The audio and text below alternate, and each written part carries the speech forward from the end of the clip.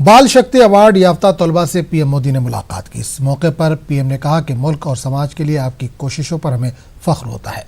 22 जनवरी को सदर जमहूरिया रामनाथ कोविंद ने इन बच्चों को बाल शक्ति अवार्ड से नवाजा था।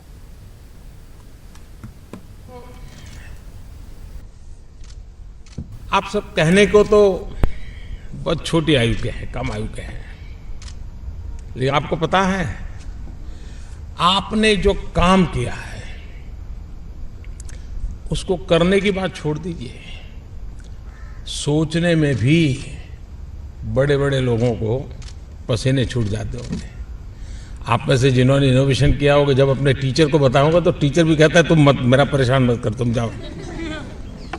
उनका दिमाग खपाते होंगे तो टीचर भी नाराज हो जाते होंगे। उनको लगता होगा ये बच्चा इतना ब्राइट है, ये मेरे पल्ले कैसे पड़ गया मुझे पढ़ाता है, ऐसा होता है ना।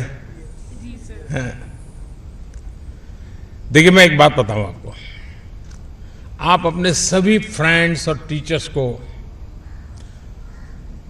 जरूर बताइएगा। मैं आप सभी युवा साथियों के ऐसे साहसिक काम के बारे में जब भी सुनता हूं, आपसे बातचीत करता हूं, तो मुझे भी प्रेरणा मिलती है। आपसे मैं भी कुछ सीखता हूं।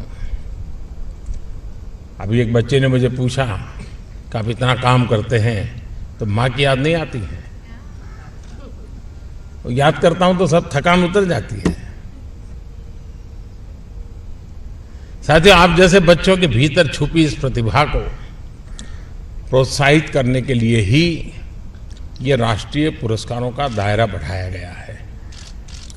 और ये सिर्फ आपको पुरस्कार मिल रहा है ऐसा नहीं है, इस अवसर के कारण देश भर के बच्चों का इन चीजों पर ध्यान जाता है। एक प्रकार से आप उनके लिए हीरो बन जाते हैं, आप उनके लिए इंस्पिरेशन बन जाते हैं।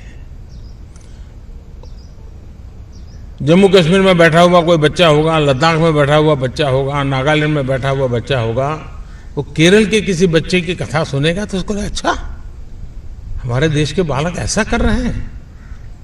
ये अपने आप में कई गुना इसका प्रभाव पैदा होता है, इसकी तरंगे चलती रहती हैं। दिल्ली के जनकपुरी में अरविंद केजरीवाल का रोड शो जारी है। रोड शो में बड़ी तादाद में लोग शरीक हैं। इस रोड शो के जरिए अरविंद केजरीवाल आवाम तक अपनी बात पहुंचाना चाहते हैं। दिल्ली में जो आप सरकार ने तरक्की के काम किए हैं और लोगों को बुनियादी सहूलियात मैसर कराई हैं, इन्हीं कामों के बुनियाद पर लोगों से पार्टी हक में वोट डालने की अपील की जा रही है।